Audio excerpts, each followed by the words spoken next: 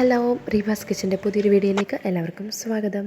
അപ്പോൾ ഇന്നത്തെ വീഡിയോ ശർക്കര വരട്ടീൻ്റെ വീഡിയോ ആണ്. വളരെ സിമ്പിളായിട്ട് നമുക്ക് വീട്ടിൽ തന്നെ ഈ ശർക്കര വരട്ടി തയ്യാറാക്കിയെടുക്കാം. അതിനു മുമ്പ് ആദ്യമായിട്ട് എൻ്റെ ചാനൽ കാണുന്നവരാണെങ്കിൽ സബ്സ്ക്രൈബ് ചെയ്തിട്ട് ഈ വീഡിയോ കാണുക. അപ്പോൾ നമുക്ക് എങ്ങനെയാണ് ശർക്കര വരട്ടി തയ്യാറാക്കുന്നത് കണ്ടാലോ. ഇതിനായിട്ട് നല്ല മൂത്ത വാഴയ്ക്കാണ് എടുത്തിരിക്കുന്നത്. അത് തൊലിയെല്ലാം കളഞ്ഞതിന് ശേഷം നമ്മളൊരു പാത്രത്തിൽ കുറച്ച് മഞ്ഞൾപ്പൊടി ഇട്ട് അത് വെള്ളത്തിലേക്ക് നമ്മളിതിട്ട് കൊടുക്കാം. ഞാൻ ഏകദേശം ഒരു 3 വാഴയ്ക്കാണ് എടുത്തേക്കുന്നത്. ഇതേപോലെ തൊലി നന്നായിട്ട് പൊളിച്ചെടുത്ത്, ഒരിക്കലും ചെത്തി കളയരുത്, ഇതുപോലെ പൊളിച്ച് തന്നെ എടുത്ത് നമുക്ക് നന്നായിട്ട് കുറച്ച് നേരം ഈ മഞ്ഞൾപ്പൊടി വെള്ളത്തിലിട്ട് വെക്കാം. അതിനുശേഷം ഇത് നന്നായിട്ടൊന്ന് കഴുകി ഒന്ന് തുടച്ചെടുത്ത് നമ്മൾ ഈ ഒരു പരുവത്തിന് ചെറുതായിട്ട് നമ്മൾ കട്ട് ചെയ്ത് മാറ്റി വെക്കണം. നമ്മുടെ ശർക്കര വരട്ടി ഈ ഷേപ്പിലാണ് അരിയുന്നത്.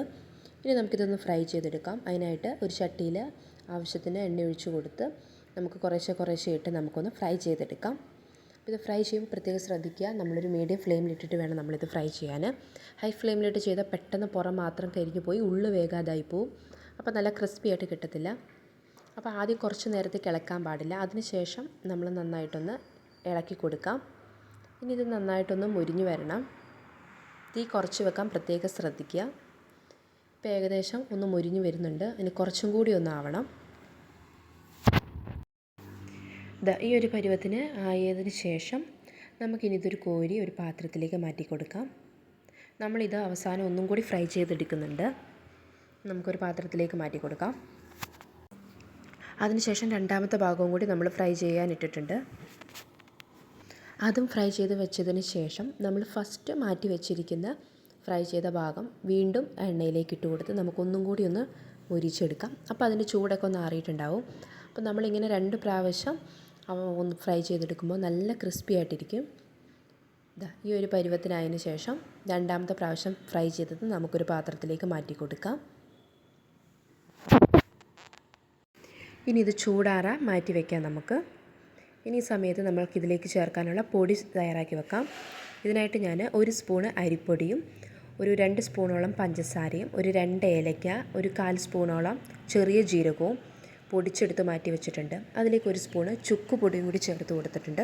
നിങ്ങളുടെ കയ്യിൽ ചുക്കുണ്ടെങ്കിൽ നേരിട്ട് ഈ പഞ്ചസാര പൊടിക്കുമ്പോൾ അതിൻ്റെ കൂടി ഇട്ട് പൊടിച്ചെടുത്താൽ മതി.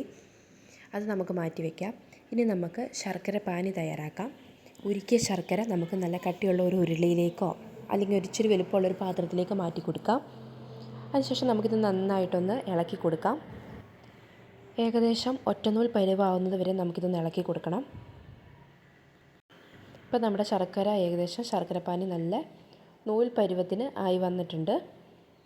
ഇനി നമുക്ക് തീ ലോ ഫ്ലെയിമിൽ വെക്കാം. അതിനുശേഷം നമ്മൾ നേരത്തെ ചൂടാറാൻ മാറ്റി വെച്ചിരുന്ന കായ് വറുത്തത് ഇതിലേക്ക് ചേർത്ത് കൊടുക്കാം.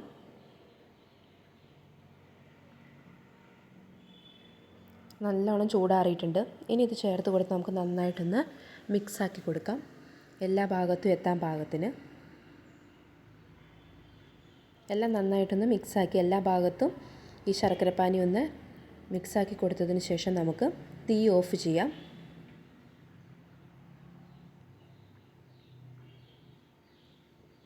ഇനി ഇതിലേക്ക് നമ്മൾ തീ ഓഫ് ചെയ്തതിന് ശേഷം നമ്മൾ ഇനി ഇതിലേക്ക് ചേർത്ത് കൊടുക്കുന്നത് നമ്മൾ നേരത്തെ തയ്യാറാക്കി വെച്ചിരിക്കുന്ന ആ പൊടിയാണ്.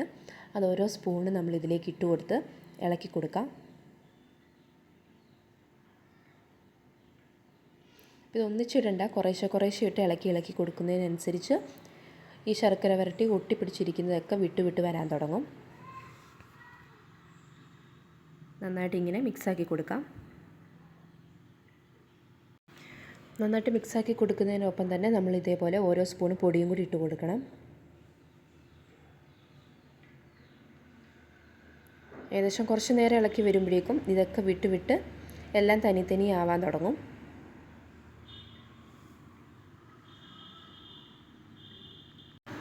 ഇപ്പോൾ കണ്ടില്ലേ, ഏകദേശം എല്ലാം തനിയെ വിട്ട് നമ്മുടെ കറക്റ്റ് ശർക്കര വരട്ടീൻ്റെ പരുവത്തിലായി വന്നിട്ടുണ്ട്. അങ്ങനെ നമ്മുടെ ശർക്കര വരട്ടി ഇവിടെ റെഡി ആയിട്ടുണ്ട്.